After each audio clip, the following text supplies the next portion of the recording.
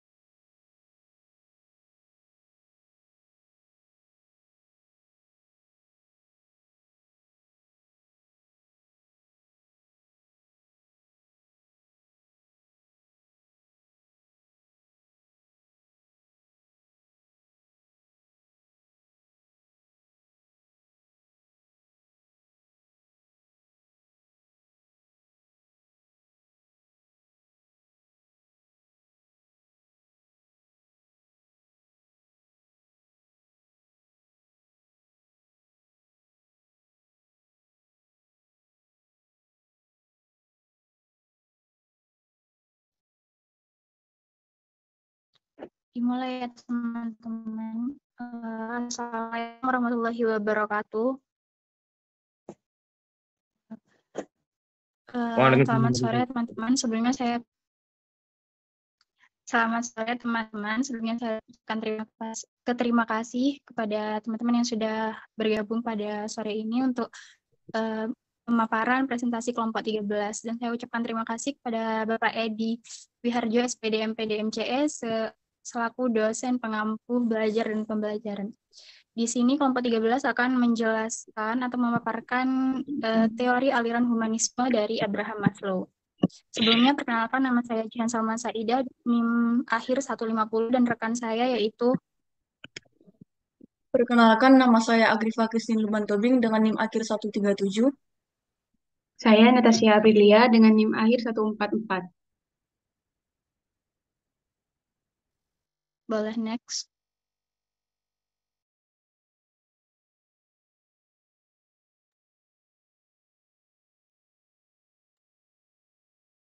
Di sini kita akan mengenal siapa itu Abraham Maslow. Abraham Maslow memiliki nama lengkap yaitu Abraham Harold Maslow. Dia lahir di Brooklyn, New York pada tanggal 1 April 1908. Abraham Maslow merupakan anak pertama dari 7 bersaudara. Ia merupakan imigran Yahudi Rusia yang memiliki latar belakang yaitu orang tua yang tidak berpendidikan. Maslow menggambarkan dirinya sebagai neurotik, pemalu, kesepian, dan refleksi diri sepanjang usia remaja dan 20-an.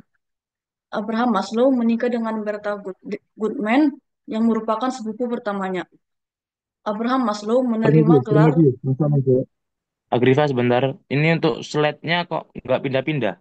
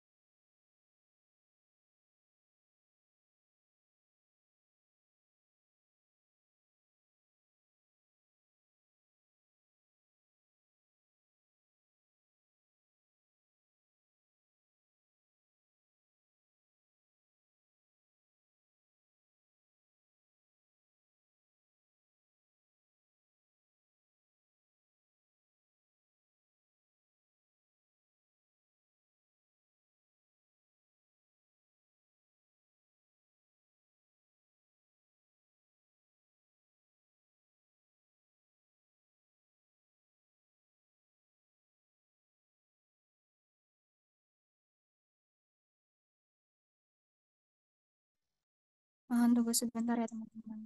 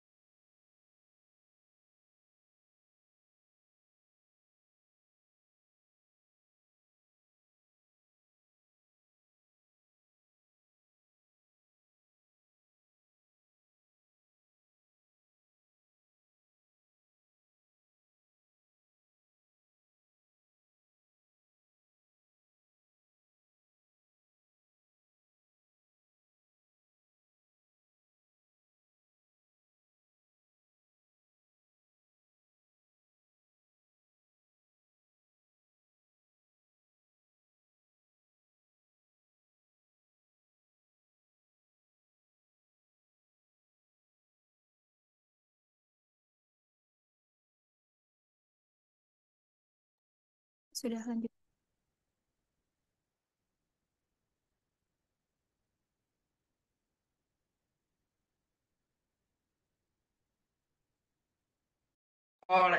Boleh dilanjutkan.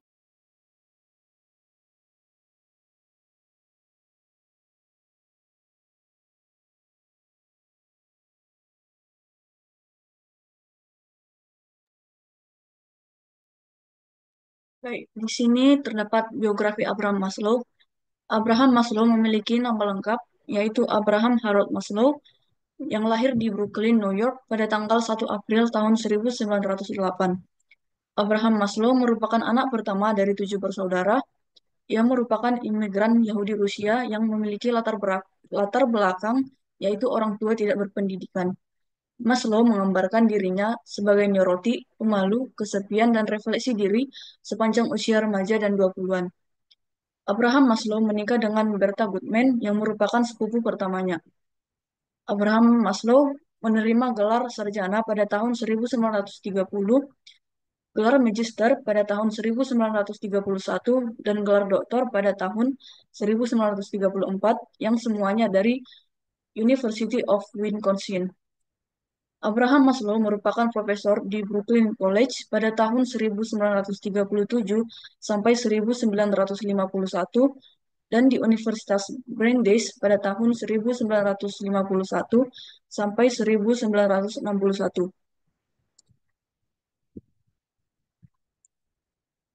Abraham Maslow memperdalam riset dan studi tentang teori kebutuhan dan potensi manusia di Universitas Columbia dan bertemu dengan Alfred Adler. Abraham Maslow meraih eh, aso- maaf, Asosiasi Humanis Amerika menganugerahkan gelar Humanist of the Year pada tahun 1967 pada Abraham Maslow. Dia dianggap sebagai pendiri psikologi humanisti. Abraham Maslow juga merupakan presiden dari Asosiasi Psikologi Amerika pada tahun 1968. Abraham Maslow meninggal pada 8 Juni 1970 di California yang diakibatkan karena serangan jantung. Selanjutnya akan dijelaskan oleh teman saya. Baik, di sini saya akan menjelaskan tentang hierarki kebutuhan. Abraham Maslow mengembangkan pendekatan psikologi humanistik yang berbeda dari psikologi modern, yang seringkali terlalu fokus pada masalah psikologis pasien. Psikologi humanistik menekankan potensi positif manusia dan kecenderungan bawaan untuk mencapai aktualisasi diri, yaitu realisasi penuh dari potensi individu. Maslow memperkenalkan teori motivasi yang dikenal sebagai hierarchy of need, yang menyusun kebutuhan manusia secara bertingkat dan menjadikan piramida sebagai peraga untuk memvisualisasi gagasannya, di mana kebutuhan dasar harus dipenuhi terlebih dahulu sebelum mencapai kebutuhan yang lebih tinggi. Teori ini terdiri dari 5 angkatan. Yang pertama adalah kebutuhan fisiologis seperti makan, minum, tidur, pakaian, dan lain-lain, yang merupakan kebutuhan paling mendasar. Setelah itu, manusia memerlukan rasa aman dan keamanan, termasuk perlindungan dari kekerasan, stabilitas emosional, kesehatan, dan keamanan finansial. Selain itu, tingkat yang ketiga, kebutuhan sosial menjadi penting, seperti hubungan dengan keluarga atau relasi, teman, pasangan, atau komunitas. Pada tingkat keempat, yaitu manusia membutuhkan penghargaan, baik dari orang lain maupun dari diri sendiri, yang mencakup rasa percaya diri dan pengakuan atas kemampuan pribadi. Pada tingkat yang kelima, puncak dari teori Abraham Maslow ini adalah aktualisasi diri, yaitu kebutuhan untuk mengembangkan potensi sepenuhnya melalui pendidikan, pengasahan bakat, mencapai tujuan, atau mencari makna hidup. Next.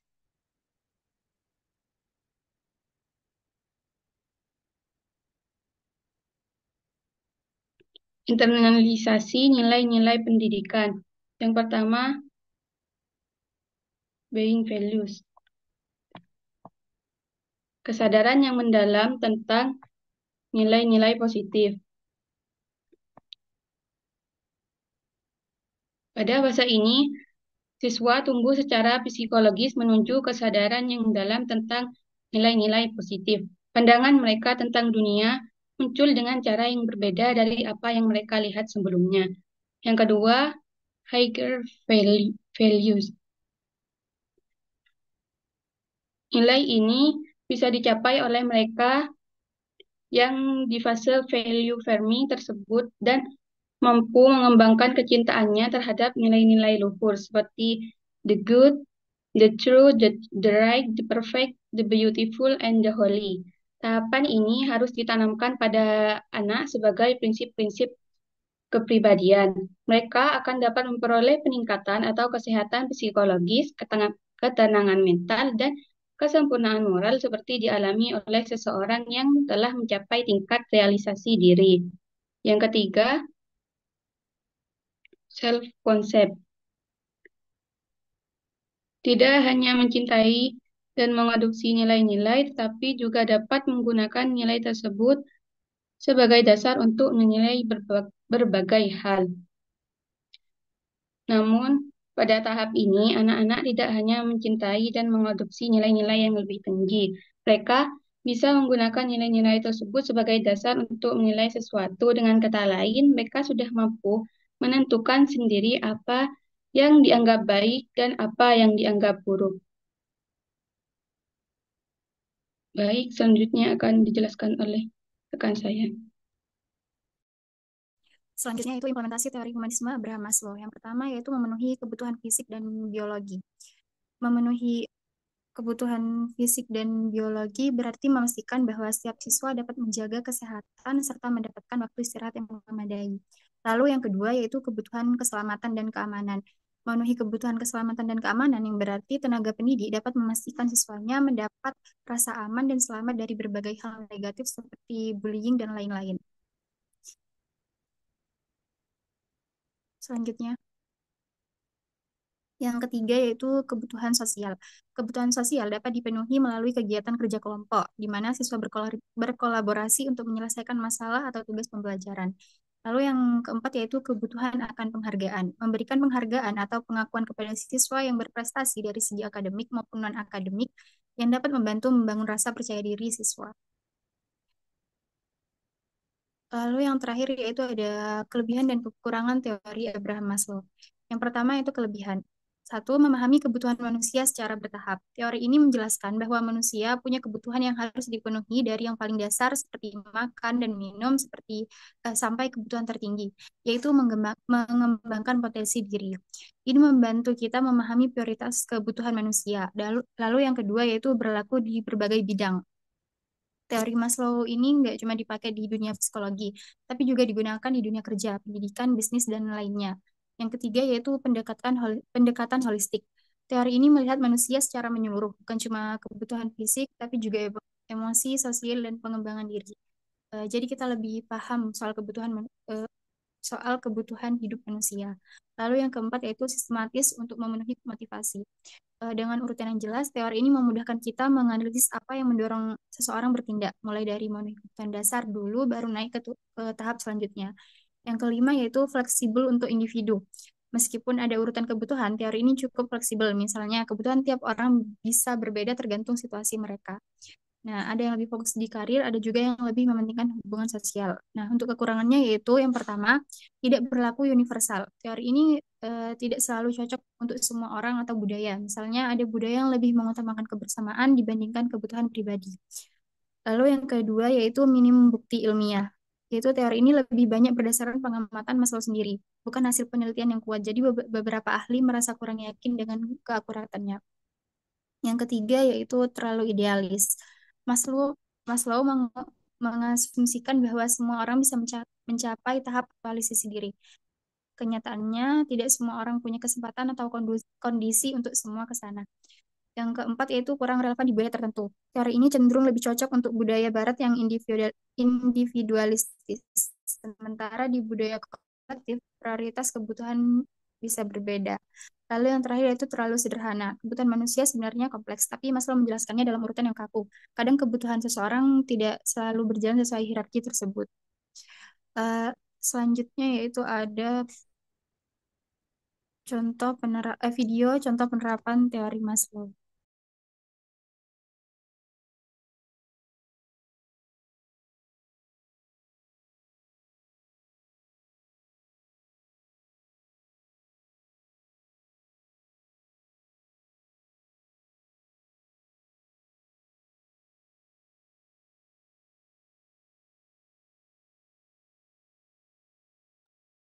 Mungkin Mbak Jian langsung aja di skip aja untuk videonya karena ya juga nggak terlalu jelas apa yang dijelaskan di video tersebut.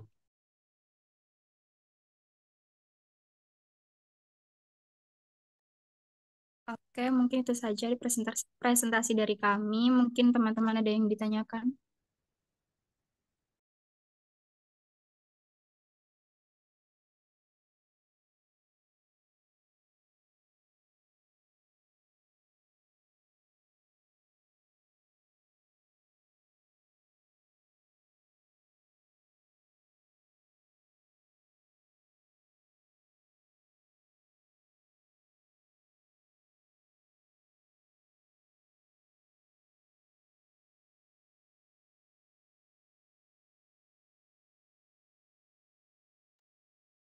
Mungkin kalau emang nggak ada langsung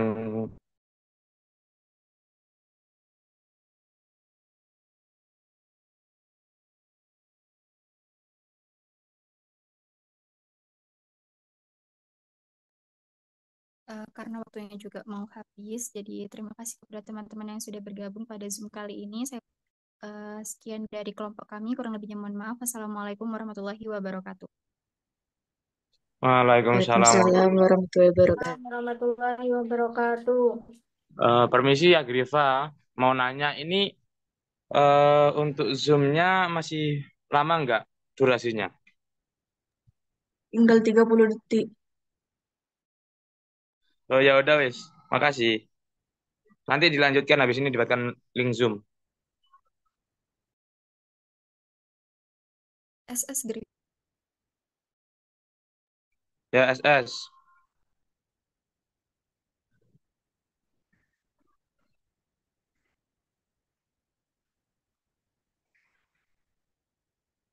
Bisa ditunggu untuk link Zoom-nya ya.